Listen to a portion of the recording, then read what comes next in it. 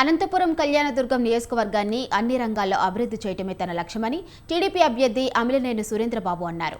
తన నియోజకవర్గ ప్రజలు ఆశీర్వదించి ఎమ్మెల్యేగా గెలిపించాలని కోరారు. బీటీపీ ప్రాజెక్టుని పూర్తి చేసి నియోజకవర్గంలో సాగు తాగునీటిని అందిస్తానని ఆయన తెలిపారు. యువతకు పరిశ్రమల ద్వారా ఉపాధి అవకాశాలు తీసుకువచ్చి నిరుద్యోగ సమస్యను పరిష్కరిస్తానన్నారు. యువతకు అండగా నిలబడతానంటున్న అమిలినేని సురేంద్రబాబుతో మా ప్రతినిధి జీవన్ ఫేస్ టు ఫేస్.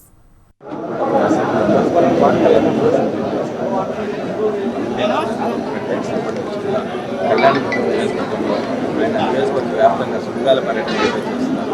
ఈ క్రమంలో సుడిగాల పర్యటన చేసి గ్రామ గ్రామాలకు చెప్పండి గట్టిగా ప్రకటించి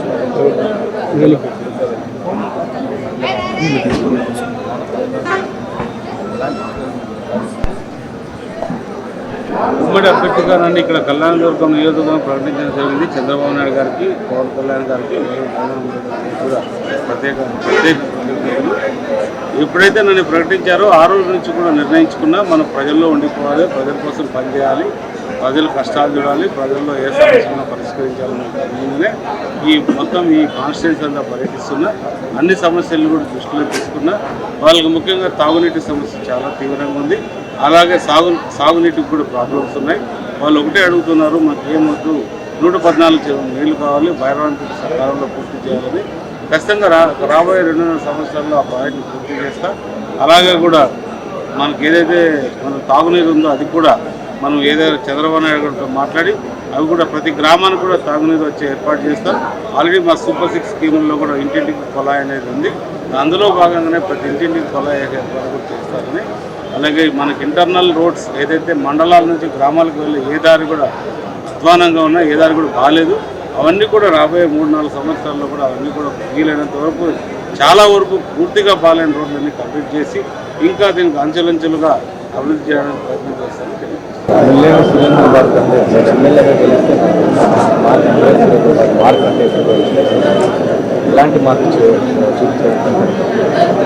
ఇప్పుడు ముందు మనకి కొంత ఒక మంత్రిగా ఉన్న మన నాయకుడు వచ్చి మార్పు కొంత చేశాడు.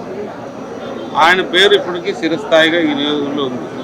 అది ఆయన పేరు కన్నా నేను బాగుండాలి, ఆయన పేరుని నేను మర్పించాలంటే జనాలు ఖచ్చితంగా నేను బీటీపీ ప్రాజెక్టులు కావచ్చు, రోడ్లు కావచ్చు, తాగునీరు కావచ్చు, ముఖ్యంగా మహిళలకు ఏదైతే ఉందో మన నర్సింగ్ స్కూల్ లాంటివి తీసుకొచ్చి వాళ్ళ నర్సింగ్ స్కూల్కి సదుపాయం ఒకటి ఏర్పాటు చేయగలిగితే వాళ్ళకి దేశ విదేశాల్లో కూడా మంచి అవకాశాలు ఉన్నాయి. ఉద్యోగాలు కూడా వాళ్ళందరూ కూడా వీళ్ళందరూ కూడా బాగుంటుంది, వాళ్ళందరూ కూడా మంచి జరుగుతుందని ఆశిస్తున్నా.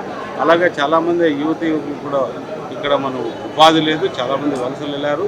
ఆ వలసల్లో భాగంగానే మనం కొన్ని ఇండస్ట్రీస్ తేవాలనే దాంట్లో ఉన్నాం. అది చంద్రబాబు నాయుడు గారితో చర్చించి ఆ ఇండస్ట్రీస్ ఏం చేస్తే బాగుంటుందని నిర్ణయం తీసుకుంటాం. సందర్భాలు బట్టి కూడా టికెట్ ఒకసారి అటు ఇటు మారడానికి అవకాశాలు ఉంటాయి. అందులో భాగంగా నాకు రాలేదని అభిప్రాయం తప్ప నేను రాజీనామా చేసి ఇంకోరిని ఇబ్బంది పెట్టి అంత నీచ రాజకీయాలు కళ్యాణదుర్గం రాబోయే మే 13వ తారీఖున మీరందరూ కూడా సైకిల్ గుర్తు ఓటేసి చంద్రబాబు ముఖ్యమంత్రి చేసి నన్ను ఎమ్మెల్యేగా అత్యధిక మెజార్టీతో గెలిపించి అలాగే అంబికా లక్ష్మీనారాయణ గారు కూడా పార్లమెంట్ అభ్యర్థి గెలిపిస్తారని మన కళ్యాణదుర్గం ప్రజలందరినీ కోరుకుంటున్నా.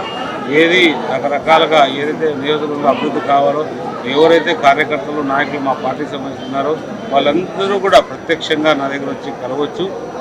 వాళ్ళు ఎవరు ఉండరు. నేను ఇక్కడే ఆఫీస్ కన్నా ఇల్లు కానీ ఇక్కడే ఉంటుంది.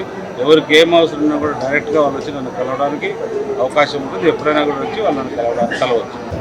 సాగునీటి విషయంలో కాకుండా ఉపాధి అవకాశాలు కల్పించడంతో పాటు అనేక ఉపాధి కార్యక్రమాలను కూడా నియోజకవర్గానికి తీసుకొచ్చి అభివృద్ధి ధ్యేయంగా పనిచేస్తానని చెప్తున్నాడు. కెమెరా పర్సన్ పరశురామ్తో జీవన్ కుమార్, కళ్యాణదుర్గం నుంచి.